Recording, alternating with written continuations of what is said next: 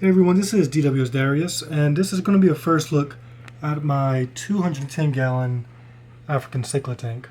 So this tank is still a work in progress, but I figure I'd show it to you guys now so that you guys can see the before and the after. So if you follow the channel, you know that I've kept African cichlids a little while back. About 3 years ago I had a full African cichlid tank. Since then I haven't kept African cichlids, and I didn't plan on keeping a tank dedicated to African cichlids. And this idea just came out of nowhere. So I had these now tilapia. Well, this one right here is a Mozambique tilapia. I had that one for about 2 years. And then I have this male over here, which is a now tilapia, and I had them for 1 year. Originally, I had the 3 Mozambique tilapia because I was using them as dither fish. I have my Central and South American cichlids downstairs. And these fish, they're very big, they're very cheap. I bought them for like $1 each. They grow very fast, and just their size really helps inside the Central American and South American aquarium. However, last year I went and I bought this male, and he definitely was a lot different from the females. His activity level was a lot more impressive. His behavior was a lot more awesome. And just seeing this guy, seeing his potential, out of nowhere, I just got the idea to dedicate an aquarium just for them. Now these tilapia, they don't come from the Great Rift Lakes like these other African cichlids. You know, these African cichlids that come from the Great Rift Lakes, Lake Malawi, Lake Victoria, and Lake Tanganyika, they have very specific requirements when it comes to water parameters, like they need a higher pH. These tilapia, they don't come from those same waters like the Nile tilapia, come from the Nile River. However, in my experience of keeping them, it seems like he would prefer a higher pH. I was keeping them with myself and Central American cichlids in a tank where I kept the pH at about 7.2, and he was just showing signs of being uncomfortable. I know before in my old African cichlid tank, whenever the pH dropped, you would see them doing a lot more flashing, which is rubbing against the rocks. You would see them doing head twitching and stuff like that. I noticed that these tilapia, even though they're not from the Great Rift Lakes, when I kept them in waters that had a lower pH, they were doing those same flashing, head twitching. So I decided that it'd probably be best to give them a higher pH and see how they respond. So far in this aquarium, I have crushed coral inside the filter, which naturally raises the pH in the aquarium, and they definitely are responding a lot better to the aquarium that has a pH of 7.8 compared to the 7.2 that I previously had. And being that I was going to have an aquarium with a high pH, what better fish to have in that aquarium as tank mates than the Rift Lake African cichlids? So scattered throughout this aquarium are a mix of 14 Malawi and Bona cichlids. Now these guys are small, they're tiny, and they're almost unnoticeable, but consider the future. As these guys grow, some of them could reach between 5 to 8 inches. Tons of color. They're definitely going to have a huge impact on this aquarium. And so now I'll just give you guys a quick introduction to some of these fish. So we have the red zebra. It looks like this fish right here. You can see its reflection at night when you have the room dark and the tank lights on. The fish can see the reflection very well, and you can see he's kind of fighting his reflection. I love these red zebra because they just show a consistent orange. This fish has no rank, no position, and yet look at that beautiful orange. Now if this is a male, and if he does get dominant, he will only increase in colors. So there's no loss with this fish. You're going to get a consistent beautiful orange color. I have 4 of these, one of which is right there, another one right here in the center, another one right here, and then one more over there in the rockwork. Similar to these red zebra, I have a male cobalt blue zebra. So pretty much this same fish, only the blue version. We have him inside of there. You can see him hiding. He's actually really small. Now I bought him as a guaranteed male from Tampa Bay Cichlids. And you know, I was a little bit skeptical because this guy is only about 1 inch and they said he was a guaranteed male. And you know, when these fish are so small, it's really hard to get an accurate reading of what their gender is. But I know I've kept African cichlids in the past, and these guys, if you have a group of them in a tank at 1 inch, the most dominant will show his colors. So I'm hoping that it actually is a male. He's in there, and he looks really good. He's just so small, he likes to hide a lot, but he's in there, and he's the second smallest fish. Look at that, very beautiful color. I have one of those. I also have a Mason Reef cichlid. This one also was purchased as a male. He's even smaller than the cobalt blue, so you're probably not going to see him, but he likes to work the shadows because he is the smallest fish, smaller than the inch. But he also was sold to me as a male, so I'm definitely hoping that he's going to be an actual male, because if he does, he's the fish that I'm hoping will be the tank boss, because that fish will become absolutely beautiful. After that, we have 3 of these yellowtail ACI. Another fish that you can't go wrong with. These guys are consistent with their purple color and they have a nice yellow outline. I have 3 of those, and they can reach a nice, the males will grow to maybe 7 inches, females will stay at about 4 inches. And finally I have the Masobo, I gotta get this name right, Masobo Deep Magunga. I don't know why they chose such a crazy name, but I have these guys and I was really looking forward to them because look at this guy.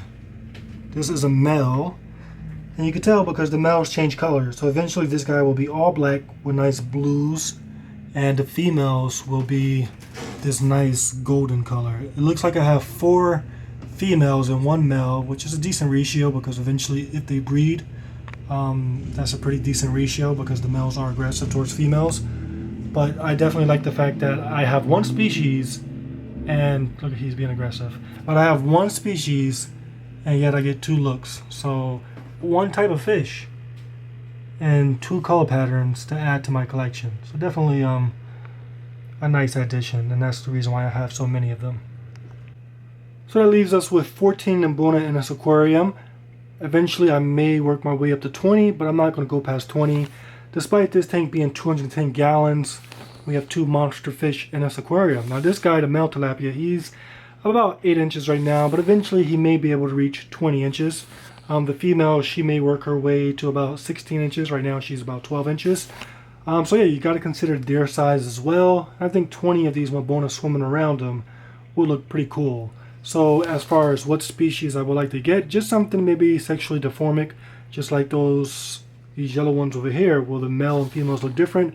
I was thinking the Kenai cichlid because, you know, the females are blue, the males are yellow, and you get 2 colors with 1 species. I just remember that my experience with the Kenai was kind of crazy because those fish are extremely aggressive.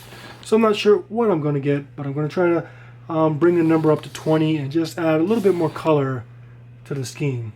Now, if you follow the channel, you know that this actually was not my first choice of fish for this mix. Originally, I had a bunch of yellow labs, I had some Malawi dolphins, I had a Venustus, some larger predator haps that was growing out in my backyard pond.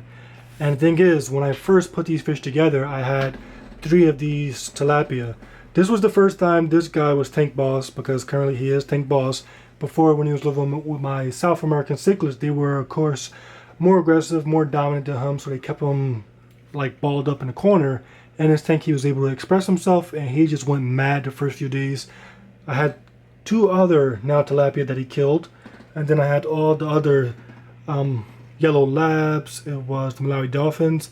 He killed them all, and I believe that was just because he was trying to get used to everything. This was his first time in a high position, the first time as a tank boss, and he went absolutely crazy, killing 2 fish the same size as her and those smaller haplochromis from Lake Malawi.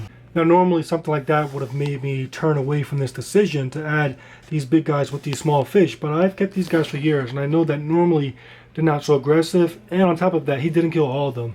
I had the red zebra in the tank and I couldn't just leave 3 red zebra in the aquarium with this guy, so I just went and I tried to get all Mbuna that were a little bit more hardier, Mbuna that were a little bit more aggressive, and so far so good. They've been together for 1 week.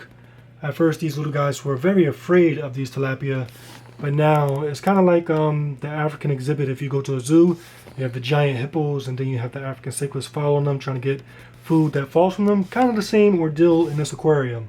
Now, when I was first setting up this tank, I knew that one of the things that was important to making this work out was a nice scape. A scape that made these smaller fish feel safe among such larger fish. And that's the reason why I have wood. Normally in the tank, you don't want to have wood with your African cichlids because the wood does lower the pH. However, as I told you guys, I have the crushed coral in my filter, and that helps balance it a lot better. But this wood has so much definition. Look at these guys. They stay around the wood. There's a lot of hollow points. These smaller guys could go in there, hide in the crevices. And it's definitely a great piece for an African cichlid tank. I imagine in the future, once these guys start breeding, I'll have a lot of fry survive because of these pieces of wood. Just like that one, I have this one, which has a ton of hollow spots. That piece back there, I don't know if I could brighten it up. Nope, it's not going to get any brighter. But this piece right here actually goes down and it goes in, and they have about a nice 10 inches of hollowness within that wood. So added the wood and just all these tight rocks that I know that the tilapia cannot get inside. and it definitely not only looks good, it also makes the fish feel a lot more comfortable in this scenario. Now, as I told you guys, this is a work in progress. It is very experimental, and I'm not sure how it's going to turn out. However, I got a good feeling it should turn out awesome. Now, of course, you got to consider the different possible outcomes, and I know that this guy could always go nuts and go crazy again. I'm hoping that he doesn't, because ever since he's had that one meltdown, he's been really calm. So I'm hoping that he now realizes that he's tank boss, he doesn't feel the need to prove himself, and he stays calm. So that's one possible outcome. He could go mad and try to kill these other guys, although these Mabona that I got right now, they're a little bit more swift, a little bit more agile, I'd say even a little bit more smart, and they should be able to escape him if he does have any tantrums. Another possibility is that these Mabona, once they start getting older, they can become extremely aggressive, not only towards each other, but even towards these tilapia. I've had Mabona fight me. When I stick my hand in the tank, I've had them try to fight my hand. So no doubt, there's a possibility that I could get a Mabona that could try to challenge this guy. So definitely a lot of possibilities, a lot of ways this could turn out. Of course, I'm hoping for the best. In the future, I imagine a giant tilapia, a bunch of colorful fish around it, and that definitely would be awesome. But we're taking it one day at a time. I just want to give you guys a look at it now so that you guys can know where this thing started from as it matures. So yeah, as always, let me know what you guys think about this here aquarium. Let me know what you think about the fish. Now I have 14 of these Mabona, and I want to add, I'd say at most 6 more. What do you think is a nice Mabona to add to this aquarium? What do you think is a nice colorful Mabona that will fit into this scenario nicely? As always, thank you for taking the time to watch this video, and I'll catch you guys on the next one.